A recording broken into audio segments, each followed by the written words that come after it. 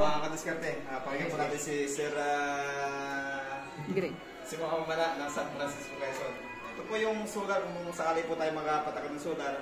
At kung gusto po nyo magpatakan ng solar, pwede po nyo siyang kontakin at ilalagay ko po yan sa ating comment section para makontak po nyo siya mga kadiskarte. Papaniwanag po niya yung mga parts nung sa solar kasi wala naman tayong dito. Si Sir na bahala. Alright, so mga idol, yun nga, may bumisilo sa atin at tulad nga nito, mayroong gusto nga magkaroon ng idea para sa solar.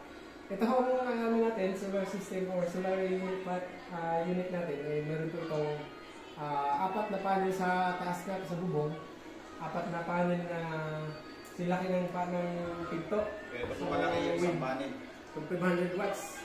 At meron po tayong inverter na 3,000 watts, MPP type na rin. MPPT type na rin. So, ito po yung solar inverter natin with 3,200 capacity. So, syempre meron tayong mga breakers, main circuit breaker at battery. So, ito solar setup. Yan. So, ito po yung pinaka-battery natin, gel type na. So, para medyo mali sa maintenance. Kasi maintenance free na itong yung mga gel type na battery compared sa lead acid. Or, mas mura ito kumpara naman sa mga lithium ion.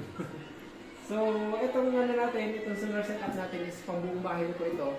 Up to 2 units of air conditioner with freezer at 5 electric fan. Kaya na po ng unit natin. So, itong setup ko na to ay kaya na po ng kaya niya na po magpagana ng mga appliance ng dalawang aircon sa araw during daytime kasi tulad niyan may na-harvest naman tayong kuryente sa araw. So unlimited po yung kuryente natin with sa loob ng sa isang buong setup natin. So ang kagandahan dito guys, pagka tulad yan, araw, lahat ng appliances mo, unlimited. Pero syempre, dahil nga sa off-grid yung solar natin, yung pagkadating sa gabi, yung solar setup natin, tulad yan, yung battery natin, ang design kasi dapat is pang 12 batteries. So ngayon, yung dahil nga, limited pa yung budget natin para sa battery, ang battery natin ay para sa electric fan, ilaw, cellphone. So pagka bandang gabi, nakabunot yung ating freezer, ganun. Pero kapag gusto mong magdamagan yung aircon mo, tsaka freezer, dadagdagan natin siya ng 8 pa na battery. Upgrade po ng battery mga karabis.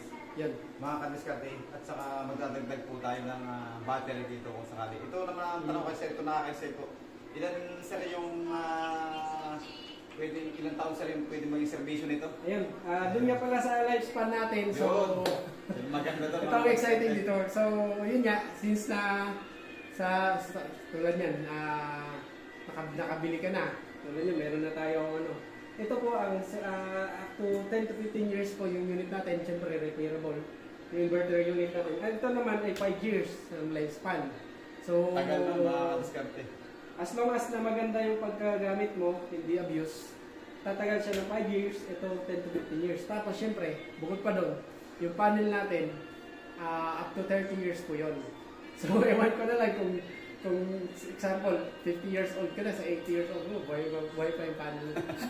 So, matagal 30 years mga kadiskarte. 30 years. Yun ang magandahan. As long as, basta lahat ng gamit, as long as na hindi abuse ang paggagamit, masusulit po ang life. Pero kapag abuse yan yung ma-overwatts ka sa overcapacity ka sa appliances. For example, yung 3,200 natin, nilagyan natin ng 5,000 capacity, gagana yan pero may tendency masira agad. So yung 3,200 watts natin, para safe, huwag mo siyang i-overcapacity. Tulad yan.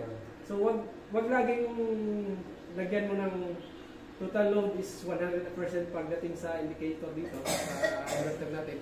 Huwag mo lagi 100%. At least, magpagana ka ng appliances up to 80% lang para safe na ng inverter unit mo, battery mo. Sa panel, walang problema kahit pag araw. Kahit abusin mo yung panel, walang problema. Yun ang maganda mga kadiskarte. At saka kung ikaw ay maraming apply sa bahay, Yun. at laging burnout po sa inyong lugar, ay napakaganda po itong ganitong setup ng solar panel mga kadiskarte. At saka biro mo 30 years po yung napakalaki po na matitipid niyo sa bayaran po sa kuryente.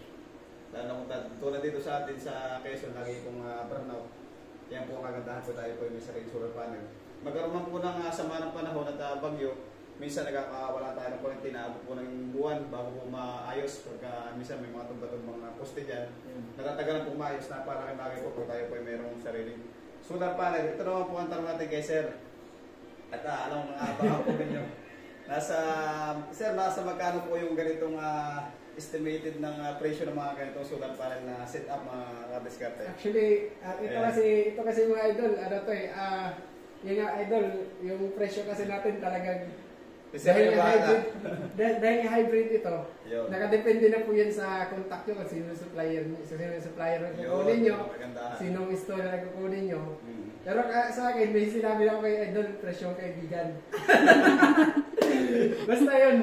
Siguro kung bibili ka sa mga, normally kasi na setup pagka mga hybrid, pagka tulad yan, may mga iba-iba pang accessories, may mga usually talaga 200 plus. Yeah, nasa 200 plus mga kadiskarte. Ayun. At kung ikaw naman maraming appliance sa iyong bahay at malaki po yung binabayaran sa kuryente, kasi po ba yung 200 plus kaysa, i-compute mo yan kung yung binabayaran mo sa kuryente ng 30 years, i-compute mo yan. Pagpalagay natin na bumayad ka ng mga nasa 2,000 to 2,500, i-compute mo yun sa 30 years, napakalaking bayaran po ng mga kadiskarte compared doon sa 200,000 na yung isang bagsakan lamang. Yeah. 30 years mo nang gagamitin mga kadiskarte, kaya napakalaking bagay. Ayun. So, yun nga, depende na po yan. Kung lalo na pag kakilala niyo yung installer, supplier. Yun ang kagandahan doon mga basta, kadiskarte. more or less. Ilalagay ko po ito sa comment section at supportahan po nyo ating YouTube channel at gawa na sa YouTube. Yeah. Sa YouTube ko po ito i-upload mga kadiskarte. Ilalagay ko po sa description yung kay Sir na pinakang page at kung saan siya makukontak mga kadiskarte. Yeah. Pwede po nyo kausapin at kayo na po ang bahalang mag-usap dalawa at kaya po ako nandito ay isa rin po ako sa magpalagay din po ng solar panel. Ang problema po natin talaga mga kadiskarte ay dito po sa atin sa Quezon ay napakalimit po ng laging burnout. Ang matindi pa doon mga kadiskarte ay nagkakaroon din po ng yung appliance natin laging nasisira at buti kung mura lang yung mga ganyan appliance. Siyempre, sino ka namang may ari ng bahay. Lagi nasisiraan ng appliance tapos lagi pang burnout, di ba? Kaya kung tayo may mga business din for businesses din mas maganda po magpa-set up na tayo ng ating solar panel para unli kuryente magkaroon naman ng sama ng panahon, laging burnout, wala akong problema. Yun, kahit dito sa amin, simula New Year, simula nang magkaroon ng bagyo, kahit anong bagyo, dito may kuryente pa rin.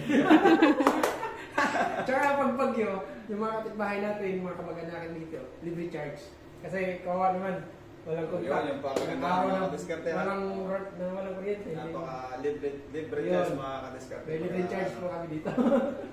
Thank you po sa inyong lahat at sana po supportan nyo ating YouTube channel. Maraming salamat. Ingat po. God bless. Bye-bye.